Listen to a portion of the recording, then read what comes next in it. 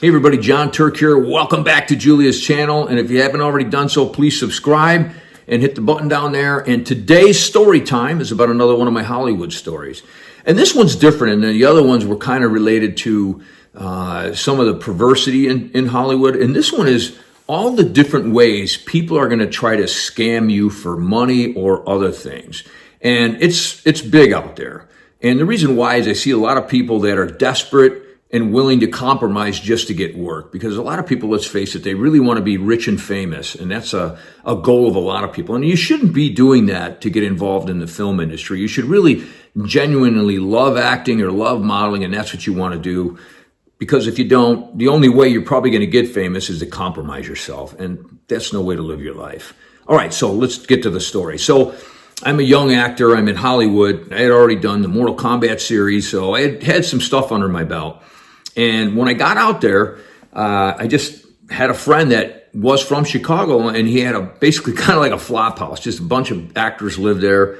And he said, "Hey, John, one of the people's leaving. You can use this room." So I said, okay. And I made friends with everybody there. He was really good friends with a couple big name actors. So it was a pretty cool place to be at the time. As I'm talking to one of the actors who lives in the building, he tells me about this thing called showcases. And what a showcase is you go to like a house or a facility, and they have a casting director that they hire who casts a lot of TV series, movies, and things like that. They're usually a very well-known casting director, and everybody pitches in like $30 each, and you get to read for this casting director. And if you're a good actor, they're going to remember you. They're going to take your resume, you're going to call you in and put you in their profile and say, "Hey, this person was really good. I'm going to use them for this."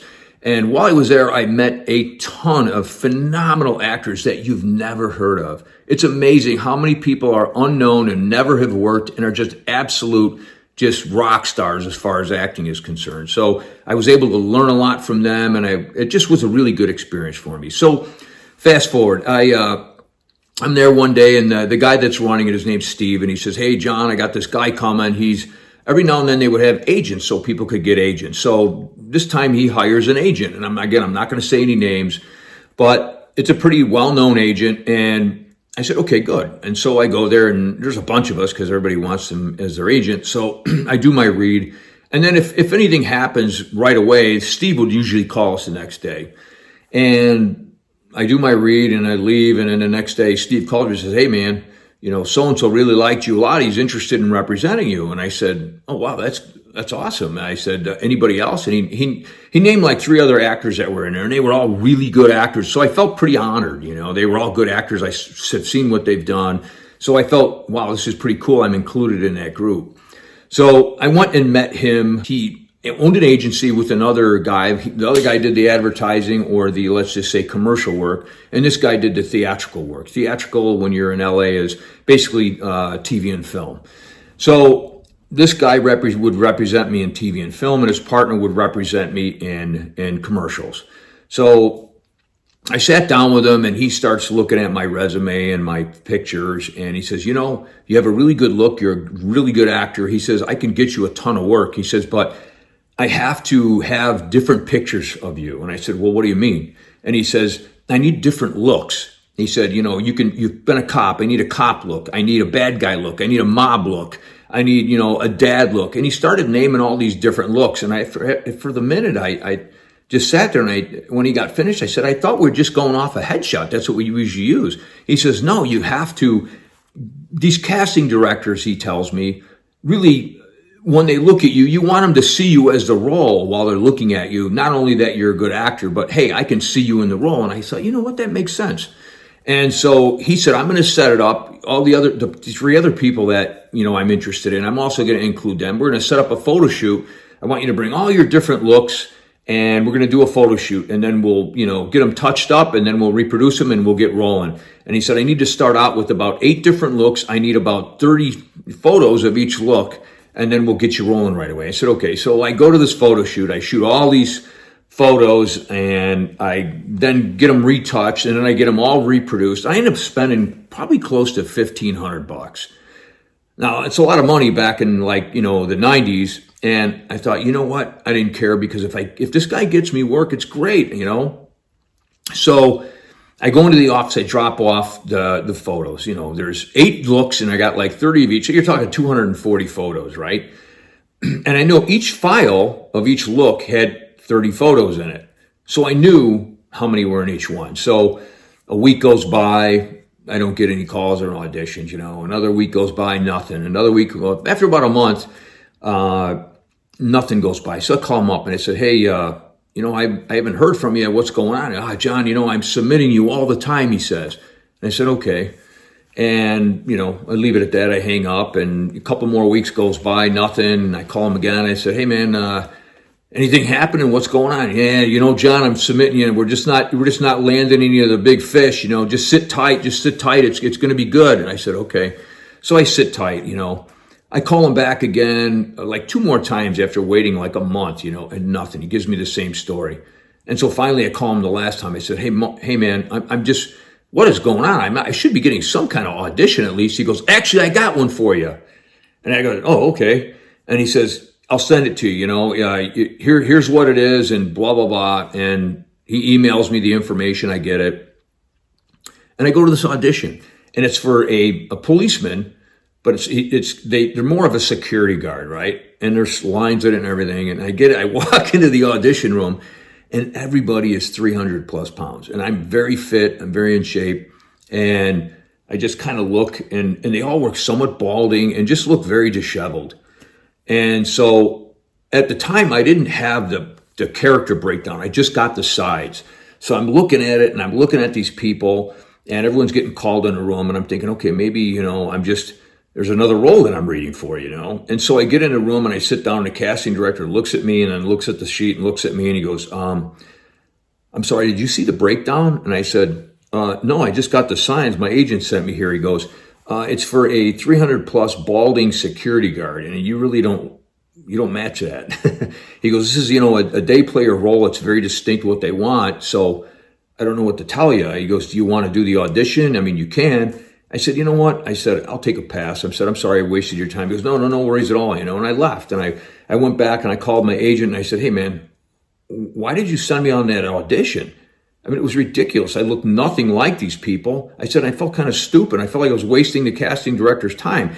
Oh, I just thought maybe you'd be the shoo-in for, somebody that would just change their mind on the character they wanted. And I just thought it was like the most bizarre thing to say. And I started thinking, I always feel like he just threw that at me as a way to get me off his back. And then I remember when I first talked to him, he said, whenever you want, you can come in and see if you need new photos. I said, okay, if he's submitting me constantly, like he says, because back then you actually sent a photo through a courier. And I said, if he's actually submitting me, I should need new photos somewhere along the line here. So I go back in and I look through all my photos, and only one photo is missing. And it's the one of the audition I just went on. So he really wasn't submitting me at all. So now I'm pretty pissed off. I spent all this money. I feel like I've been had by a con man. And so I talked to the secretary, and I said, hey, I need to speak to, so-and-so. And she says, oh, well, he's busy right now. He's in a meeting. And I said, okay. So I just walked into the door, opened the door, and he's sitting there with 2 other people. And he goes, could I help you? What are you doing, John? I'm obviously busy here. I said, yeah, I know you are. I said, do you guys mind if you step out for a second? I need to talk to him. So they all look kind of surprised, and they walk out. And I shut the door, and he goes, and I could tell he was nervous, and he sits back. He goes, I'm getting a little nervous here. What's going on? I said, I'll tell you what. I said, you conned me. You had me take all those pictures, go to retouchers and reproduce. And I went to all the people you recommended. Now, by SAG law, you're supposed to recommend 3, and you didn't. So you know what that tells me? You're getting a kickback on all this crap, and you basically conned me.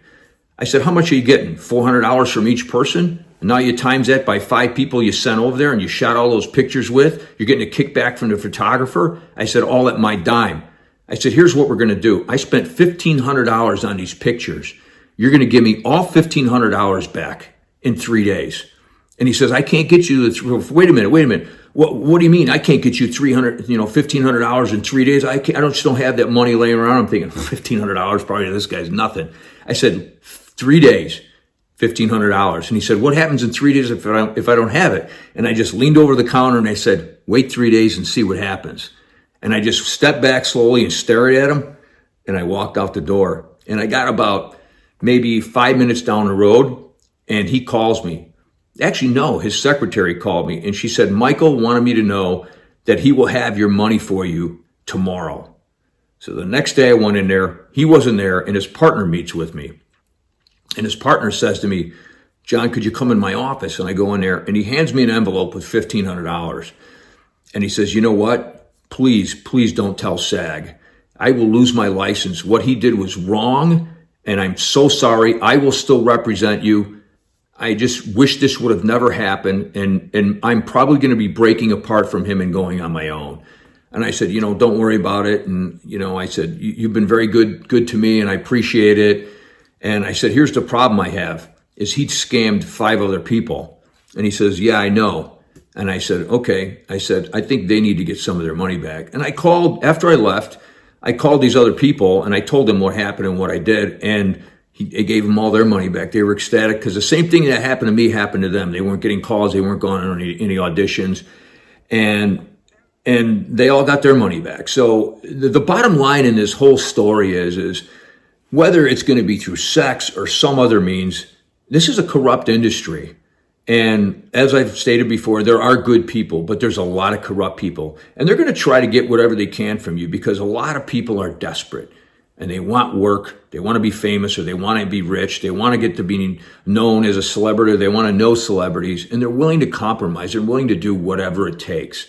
And just be aware of that you're not only could be scammed, sexually, you could also get scammed through money. And it's a lot of that going on, and you just need to be aware. So it's really important, if you're a Christian, that you stay grounded in Christ, because you know who you are in Christ and what you're willing to do and what you're willing to accept. And if it's morally corrupt, that's not what Christ wants for you. He wants the best for you. And if you're not getting a job, it's not meant to be. Just look at it that way. All you can do is give it your best. Give it 110%.